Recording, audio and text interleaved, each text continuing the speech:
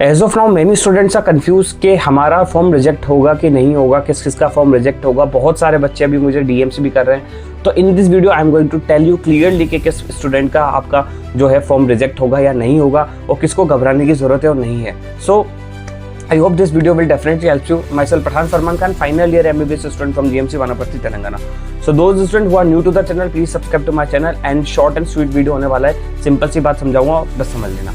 तो जितने भी स्टूडेंट नीट 2026 के लिए प्रिपेयर कर रहे हैं और उनको लगता है कि काउंसलिंग में उनको जरूरत है, क्योंकि क्या होता है कि कई चीज़ ऐसी होती है जो स्टूडेंट नहीं समझता। और हम तो सालों से काउंसलिंग करा रहे हैं, तो हमें एक छोटी छोटी बारीक चीज़ पता है जिससे स्टूडेंट का सिलेक्शन नहीं होते होते हो जाता है। बिकॉज कई सारी चीज़ें ऐसी होती है जो बच्चे स्किप कर देते हैं काउंसलिंग के टाइम पे, और ऑन टाइम काउंसलिंग के टाइम उनको रिजेक्ट कर दिया जाता है। उनके पास कोई ऑप्शन नहीं होता और वो सिर्फ रोने के अलावा उनके पास कोई ऑप्शन नहीं है। सो अगर आप चाहते हो कि ऐसी कोई आपके साथ प्रॉब्लम ना आए, तो आप you can join our paid counselling programme. Otherwise आपके हम फ्री में कंटेंट आपको मैं प्रोवाइड करवाता रहूँगा पूरी साल। बस बात यही है कि अगर आपको ऑन टाइम कोई हेल्प चाहिए होगी, कोई मैसेजेस, कॉल 24 आवर, कोई डाउट सॉल्विंग सेशन है, सब कुछ हम आपको प्रोवाइड करते हैं पेड काउंसलिंग में। सो गाइज, जो इन्फॉर्मेशन बुलेटिन है एनटीए का, उसके अंदर सिंपल सी बात बताइए कि कौन कौन से इंस्ट्रक्शंस आप सबको फॉलो करने हैं। 2-3 केस है, मैं आपको सिंपल सा बता देता हूँ, इतना घबराने की बात है नहीं। तो केस 1 में है कि इंस्ट्रक्शंस के अकॉर्डिंग अगर आपका फॉर्म इनकम्प्लीट है तो फॉर्म रिजेक्ट हो जाएगा विदाउट एनी फर्दर इंटीमेशन। आपको बिना कोई इंटीमेशन के आपका जो फॉर्म है रिजेक्ट कर देंगे। अगर आपने जो फॉर्म भरा है वो कहीं ना कहीं आपने इनकम्प्लीट भरा है, अगर आपने मान लो फॉर्म भर दिया, आपने पेमेंट जमा नहीं करी तो आपका फॉर्म रिजेक्ट हो जाएगा। आपने कोई और मिस्टेक करी है तो भी आपने अगर इनकम्प्लीट छोड़ा कोई भी चीज़ तो आपका फॉर्म रिजेक्ट हो जाएगा। तो इसमें लिखा हुआ है the candidates are required to fill the online application form with correct and complete information carefully. If any incomplete or false information is given, then the candidate will be solely responsible. So simple इन्होंने बोल दिया कि हमारे ऊपर नहीं है और हम किसी भी फर्दर नोटिस के पहले आपका सारा कैंसिल कर देंगे। दूसरी चीज़ है फॉल्स इन्फॉर्मेशन। आपने कोई फॉल्स इन्फॉर्मेशन भर दी तो अभी आपको प्रॉब्लम नहीं है, प्रॉब्लम होगी at the time of counselling.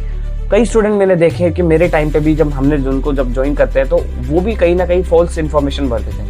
Counselling के टाइम पे वो हमें कॉल करते हैं, सर ऐसा हो गया ऐसा हो गया, क्योंकि उस समय ऑन स्पॉट काउंसलिंग जब आपका डॉक्यूमेंट वेरिफिकेशन होता है तो स्टूडेंट को रिजेक्ट कर दिया जाता है कि भाई आपके डॉक्यूमेंट्स तो नकली हैं, आप तो कुछ और दिखा रहे थे, यहाँ कुछ और है।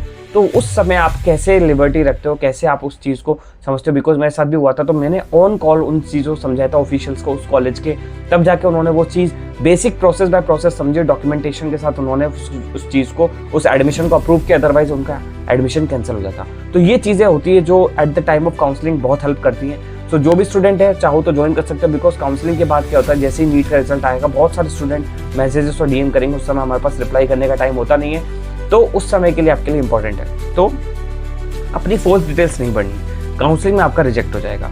तो ये चीज़ है। तीसरी चीज़ है कैंडिडेट फोटोग्राफ। बच्चे कंफ्यूज है कि सर कैंडिडेट की फोटोग्राफ में हमारी ब्लर हुई है, हमने नाम नहीं लिखा, क्या क्या इशू है। तो मैं आपको क्लियरली कर देता हूँ कि अगर आपके स्पेक्टिकल्स आपने पहने हैं और आप उनको रेगुलरली पहनते हो तो कोई प्रॉब्लम नहीं आने वाली। Polaroid and computer generated photos are not acceptable.